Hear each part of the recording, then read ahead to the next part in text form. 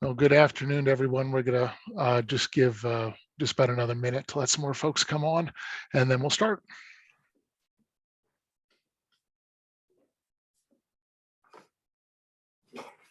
Nope, too light, too dark.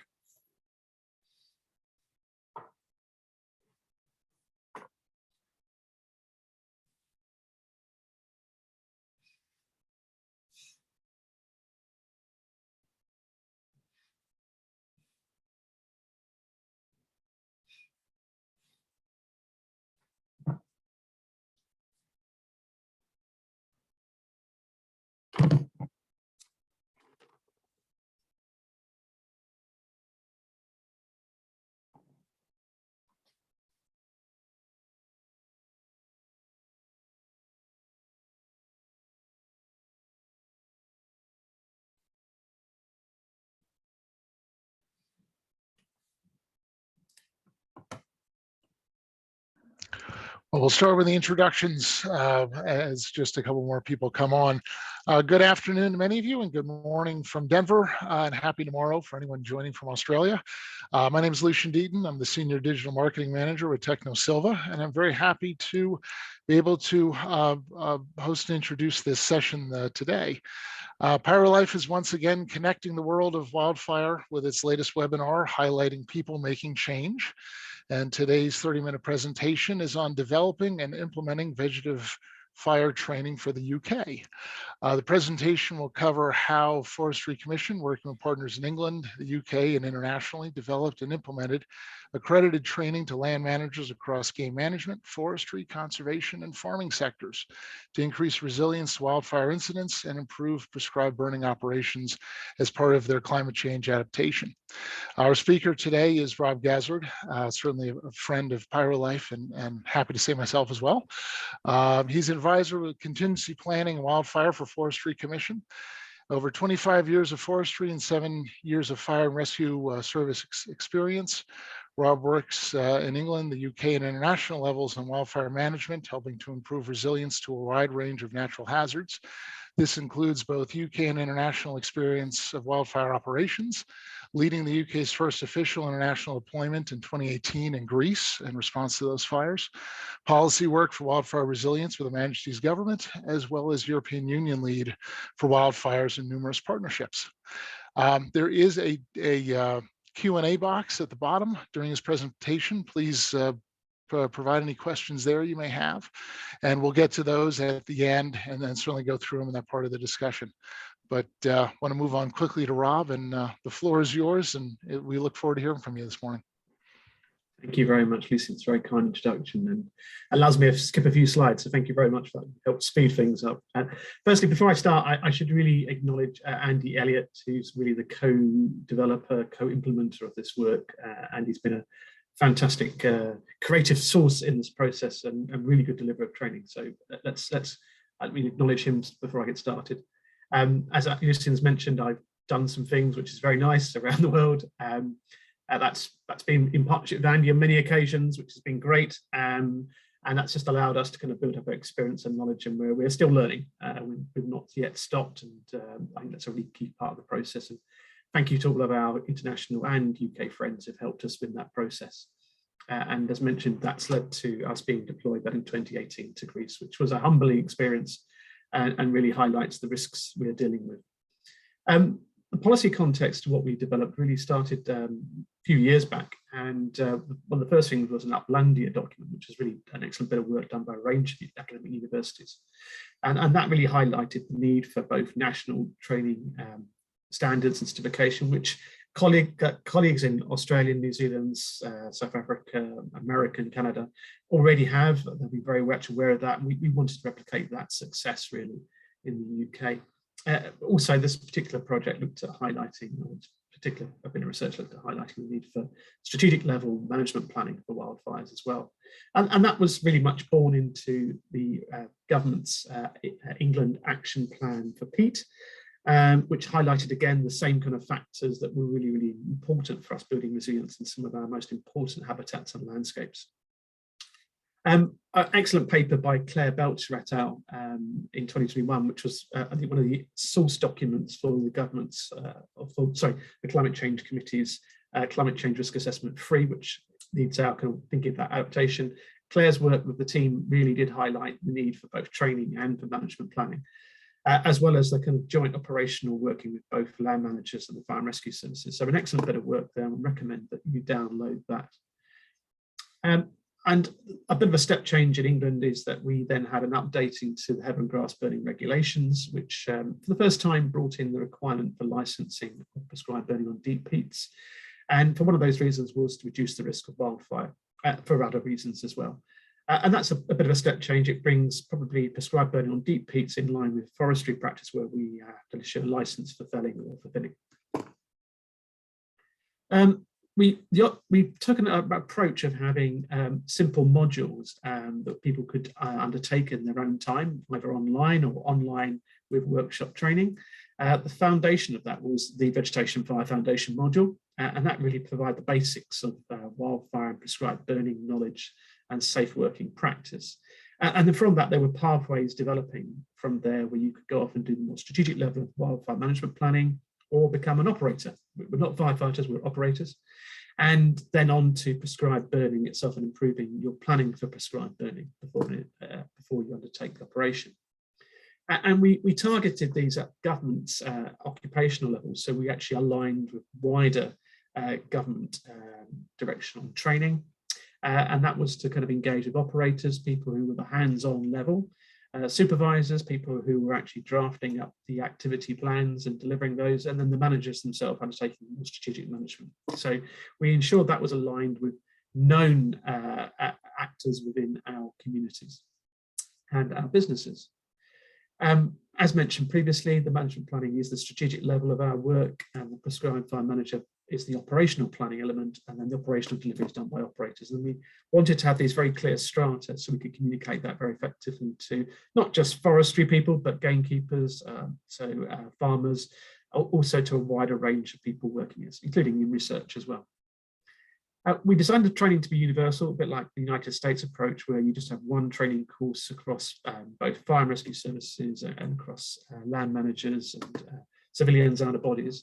We wanted to cover both the United Kingdom and the Republic of Ireland. That's by virtue of LANTRA, the body, the skills industry body we're working with. That's how they deliver their training. So that was part of it. We tried to replicate existing systems and not reinvent the wheel. So we used chainsaw training as a really good exemplar of how they've gone about their process. So we stayed away from country policy, but just focused on the practice, the knowledge and skills. We wanted to cover all regions of the UK, both the uplands and the lowlands, and all different habitats that we were dealing with. So it's quite generic in that sense, and all the sectors. And the project ran from March until very recently. Our ethos really was that you really shouldn't be starting fires unless you know how to put them out. And I know that sounds very simple, but it's a really good point we learned from American colleagues. It really did sum up what we were trying to achieve. There is a risk of people do prescribe burning, but just don't know how to put it out. And that's what we wanted to, a challenge we wanted to get around. As mentioned, we're not firefighters, we're operators or managers, so very much in the land management sense. We were moving away from linear defence, for example, just purely relying on fire breaks and fire belts, to more site or landscape scale resilience, so looking at how do we undertake fuel management on a broader scheme, using fire breaks and fuel breaks where they're appropriate, but also bringing other elements into that. And we wanted our operators and managers to be able to adapt concepts, to be flexible, and to see and spot where they needed to make changes in both tactics and strategies so they're efficient and effective. We wanted to move away from telling people you must do this, and that really holding back creativity and also best practice. We built the training on existing occupational standards or supporting documents which have been consulted and agreed, and National Occupational Standards, which we have in the UK, was a really good start. The Eurofire project was really, really helpful in driving us, and a big shout out to Michael Bruce, who really led that approach. Also, Scottish Wildfire Ops Guidance, which is kind of used by both land managers and fire and rescue services in development. An excellent bit of work by the Northumberland Fire and Rescue Service along with a range of partners, including Forestry Commission. And then from our own guidance, we'd undertaken some practice guidance on building wildfire resilience in forest management planning, which we wanted to bring to life. It's in essence in the document, it's very passive. Actually doing it is the active bit through a workshop and through online training really kind of brings it to life, consolidates that understanding. And also taking on board the really excellent work undertaken by the Upland Land Management Group looking at wildfire risk management as well. We've broken our training up into elements. So for example, we look at knowledge and skills. They're delivered both understanding and by demonstrating something for a workshop. Some of the knowledge can be done online via an assessment, and then the practical workshops and assessment are used in some of the modules as well to take it to the next level. And then we're kind of moving into the ability area about moving people to become competent. And we see that through a task book process very similar to the United States, where we can kind of consolidate experience and continue our continued professional development. We worked with a wide range of consultees and stakeholders in both super testing, the alpha stage, and these groups are really, really important to us. We're very grateful for their time and their feedback, honest feedback about how things worked out. So too many names to read out immediately, but really a big thank you to them. And also to our international contributors. We didn't just want to be in a silo, we wanted to actually break out of that. So we engaged UK-wide organisations, not just England organisations, because this project was very kindly funded by DEFRA, the government department in charge of Environment, Food and Rural Affairs. But the international concept of engaging people was really important because we wanted ourselves to be challenged, to make sure that we'd met the right kind of criteria, both in knowledge and skills. And if there's something else we could learn, we wanted to incorporate in that. So thank you very much to our colleagues in both the United States and Europe for doing that. Then we undertook a phase of beta testing that was over 3 cadres of people for all the modules. And again, a big thank you to all the organisations that undertook that beta testing, providing us really valuable feedback. And as part of an iterative process, we were improving each time we were delivering the modules so we could build upon that success and strength. And we received some very positive feedback. We also had a range of stakeholders that fed back into other parts of it, and we had a range of observers who would come along and just observe how we were delivering the training. Some of these were actually Fire and Rescue Service training providers themselves. That was really good to get their expert feedback, but also from other government departments, both in England and in Scotland.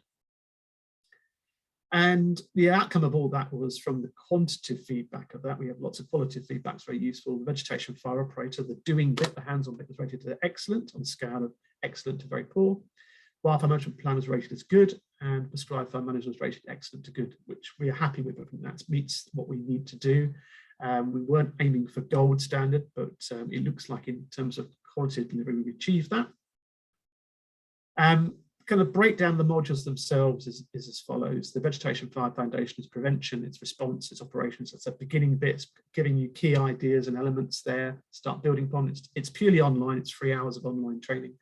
So it's very limited in that sense, but it does get people started about how to look at safety issues, how to start considering prevention measures. The operator thing is, you have to do the Vegetation Fire Foundation prerequisite, then we build on that with the Vegetation Fire Operator with response and operations, both wildfire and prescribed burning. We bring those 2 things together. That's why it's called Vegetation Fire. And that's for craftspersons, underkeepers, foresters, forestry craftspersons, etc. Online and 1-day workshop. If you want to progress on from a management level, you can put Wildfire Management Plan. That's purely about prevention. It engages kind of people working as agents, managers, forestry planners, etc. Again, online, 1-day workshop. And then prescribed fire manager, after you've finished operator, natural lead on there to prevention work, and that's for managers or head keepers. Again, online training for 3 hours and a 1-day workshop. And the 1-day workshops are really important because they allow people to consolidate the learning that they'd had. Here's a snapshot of the kind of online training. It's a very simple online training module. It does just what we need to do. There's lots of photographs and pictures in there, and it's very clearly written. So we've tried to keep it there, but the language changes as you progress up from the operator, supervisor, management level. And then the workshops themselves were bits we really, really enjoy. It's great getting out, meeting people and undertaking use on hand tools, using different machinery. So example here of us cutting line, teaching people how to cut line, control lines properly, often anchor points, getting those key basics in there, building laces, lookouts, awareness, communications, escape routes and safety zones into that procedure. So really fundamental basic stuff, but something you can build on for the future. Firstly, we found out when we're doing the training, very few people have actually been trained to use hand tools or, for example, high pressure fogging systems. So that was a really useful part of the training, getting people some first-hand experience about safe systems of how to use these really effective tools in the most effective and efficient manner possible. And we use a lot of live fire using straw to get them across the real basic concepts of fire behavior, so people understand the difference between intensity and severity, how the characteristics of a fire are laid out, head fire, backfire, and flank fires, etc. Really basic stuff, but really, really useful to people to see that hands-on and actually be involved in that process as they go through the training modules. And suppression as well, the really basics for how do you suppress something, getting across the key safe elements to people in the first case, and how to ignite fires as well, and how to do it properly and safely for the first time. That was good. And it was great to engage a wide range of people in this beyond the forestry sector, actually reaching out into the gamekeeper community, into the nature conservation community as well, really, really rewarding. And actually using existing forestry structures, which we had been developing over the last 30 years or so, and embedding them so that these processes could be used in other sectors on the sound knowledge that actually were based on something which worked very, very well. For example, the Wildfire Management Plan has core components of risk assessment, management zones, prevention measures, and response plan. They all fit in a particular order, but that allows you to have a very structured approach, which actually you can start saying, now there's a relationship here, I can see how that would work for me at the end of the day. And getting out and doing the training on site and in the habitats that people were working was a really key consideration. That's something we thought about long and hard about. And we, just the nature of how we design the modules, we can do them in uplands of England or in the lowlands of England. We can do them in the forest, or we can do them on a game shooting model. It doesn't really matter. That's how the modules have been designed to be delivered at the end of the day. So we're bringing the same landscapes these people in, so it helps improve the training experience. And we're bringing people together as well, which has been a really lovely outcome. It wasn't something we thought about originally, but it certainly became very obvious. We were bringing groups which might have ideologically differences about how they do different things, but actually they were working together really, really happily, and actually seeing the value of working in larger teams. Generally, we've always worked in smaller teams on wildfire response and prevention or prescribed burning. Actually, people begin to see actually working as a larger team can be much more effective, efficient, and safer, more critically. And that was bringing together parties which probably didn't have those conversations regularly, and it really did. We started seeing synergies between them rather than the differences, which was, I think, is a big step change. A series of big thank yous, really. A lot of people were involved in this project, not just Andy and myself. They really added a huge amount to this particular project, and we're very grateful for Lee Lyons, who actually gives the money from DEFRA, but also to Forestry England, who actually, a lot of colleagues there working behind the scenes, making work, consultants, and also other people who are advising and guiding us during the process, as well as our stakeholders and testers. That's my presentation. I hope that's been okay, and open some discussion. So over to you, Lucian. Thank you, Robin. It really was great to hear, and an interesting background on how it comes together and how many people it takes to come together when such things occurring. There is that question and answer box. Please put any questions in there or in the chat as well. I do want to ask two that we have. You were talking about the task book being an international comparison, a goal that you have for this going forward as well. How do you see that comparison of what you have towards that model that's in the United States, and how is that task book idea taking form in what you guys have? We like the task book because it allows people to go away and see what they've got to develop and learn to consolidate their skills. We thought that was a really, really important thing that we took back from our training when we were doing firefighter type 1, type 2 work, and particularly in Oregon and California. And we saw it gave a very structured approach, not just to wildfires and prescribed burning, but actually to the overall vegetation fires. So we would like to use that approach. We have 6 steps. One thing I didn't get a chance to cover. We're in the online training and the workshops are step 1, really. They are an introduction to safe working practice and key concepts and ideas. We see another 5 steps of people working through, of consolidating experience and knowledge, becoming competent at some point, then undertaking refresher training in there as well. And we liked that kind of approach as well. So our approach is a kind of fusion between the task book, which was used in the US, and building a pathway of progression for people. So they all had the same experience at the end of the day, and they could work together as one single team, a bit like what happens in the US. So we like that kind of concept. Yeah, very cool. One question that was posed was, in those beta workshops that you had when you were testing it, and then the alpha as well, you said that one of the things learned was that the equipment use, people were learning equipment for the first time, seeing it probably in the field for the first time. Were there any other, would you call like an aha moment, where someone, maybe a preconceived notion was changed through the class, or something else where they where maybe you weren't even expecting it, but it was something that was learned from this whole process that then affected what you all have? Yeah, no, certainly. I think my aha moment was actually at an FPA conference, which you very kindly invited me to, where we started discussing training, and the consolidation issue really kind of, I hadn't, someone there articulated it in a very, very clear and simple way, and I hadn't thought a bit about it in that concept. And I thought to myself, no, that's exactly what we want to do. The workshop element we think is fundamentally important, the hands-on bit, because people we're working with are fundamentally hands-on people. And it was a medium which they could quickly understand the online training. They could take that knowledge that they've been undertaken and then apply it. And once they did that, we saw light bulbs light up in their faces. They started getting the concept of intensity and severity. So I think it's a lesson to me about the fact that sometimes you have to use several different training techniques to get that kind of I get it now moment for people. That's kind of one of my take backs from it. Yeah, very cool. We do have a question from Kathleen. She said, I'm curious what your feedback was from stakeholders. Will they continue on this pathway of progression? Do they envision next steps for implementing this training in their organization more frequently? Yeah, so the taskbook approach will be something new. That's something we're working on right now, and forms that pathway of progression. We've already done that by having modules that you can build your progression onto. The next step is to have the pathway within the taskbooks. That's kind of halfway there. We'll be working with people about what that taskbook looks like. That would be a consultative process. We want to make sure that it's appropriate, people can see that. And I suppose next steps, we're getting a lot of interest from people about this kind of training. It's new to the UK. I think it's the first time accredited wildfire training and prescribed fire training has been undertaken. We're getting a lot of interest from people who either want to replicate it or actually want to come to the courses themselves. And these are larger organisations at the moment in time, but we want to make it applicable to also small organisations. So we're having a really good think about how do we implement this for the next financial year, April and beyond, because we want to have that kind of opportunity for people to get involved with it. So I hope that answers Kathleen's question. Yeah, I think so. It raises a good point as well, the future of this training. What does it lead to? And indeed the future of the risk that it's reflecting. How do you see it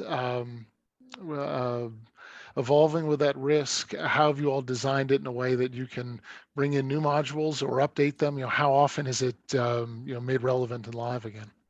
Yeah, so several aspects there. So the first one is we've designed future modules to be bolted on, so that there's a kind of natural progression as we go from. Foundation is the core bit. You move along it, so supervisory leadership, which would very tidily fit onto the operator course, for example. Wildfire analysts kind of work, again, that would fit very nicely in the pathway of progression we've got from the foundation modules. So that would work really nicely. Then kind of looking at the financial side, which is probably the most important point, DEFRA is looking to fund this over the next 3 years. So that'll be very targeted funding, very targeted areas. We have a working group drawn from a range of stakeholders involved in the project to help us define that, which we think is a really important part of the progress. And then there's the more private side, and actually people can come to us and say, well, actually we'd like training, and actually we can facilitate that. So there's various different avenues that we can use, and we're very keen to kind of explore that at the end of the day. We're very new. We've only delivered, I suppose, to 125 people so far, but that was done on a reasonable, modest budget at the end of the day. So we think we're punching pretty high, and we think we can replicate that as we move forward. Very cool. I know you had said as well that it was bringing different groups together for the first time in some cases as well. Was there an example that you saw of two groups now working together in the field that hadn't before, or in a new way that you were quite happy to see? I think it certainly started a lot of conversations between Good. people. And I think that's probably the most exciting part of it. We don't expect people overnight to go, oh, that's it, we're going to change our philosophies and move on. But I think it started a discussion, and probably in a very sad way, the wildfires we've recently had actually in the north of England have just probably cemented why that joint working is so critically important, particularly when you have a wildfire instance. So I think it's part of the solution. I wouldn't say that we've solved all the problems, but we're certainly helping build those bridges that people can start saying, reach out and go, yeah, we need to bring our collective skills, equipment, resources, knowledge together and go for that process. But we just see we're part of the solution, not all of it. Yeah, very cool. Rob, I know there are no more questions that are there. I certainly want to thank you, and if you have any closing thoughts on this or any next steps that you see you want to share, it'd be great to do, and then we'll wrap the webinar. No, thank you. PyroLife's a really, really important project to us, and so is the Paul Costa Foundation. We've seen how effective and efficient they've been actually improving and upskilling people. We hope that we're kind of echoing their strong messages, helping improve things. We're always open to ideas and suggestions, so please drop me a line if you've got some ideas. And just finally, a big thank you to Andy Elliott again, who's been very much part of this journey right from the very beginning. Very cool. Yeah, no, thank you. And want to thank everyone for joining us today on this one. You can learn more about an upcoming online part of the fire policy course on risk communication on the PyroLife website. That's there. It'll be occurring physically in Cyprus, but is also available online for many. And there will be upcoming webinars in this series as well. And you can learn about those in the PyroLife blog, and of course on social media, Twitter, Facebook, all the rest, all those places where we are. So thank you to Rob. Thanks to the Paul Costa Foundation and to PyroLife for helping put this on. And we'll look forward to seeing you again when we have our next webinar. Thank you very much. Bye-bye. Yep.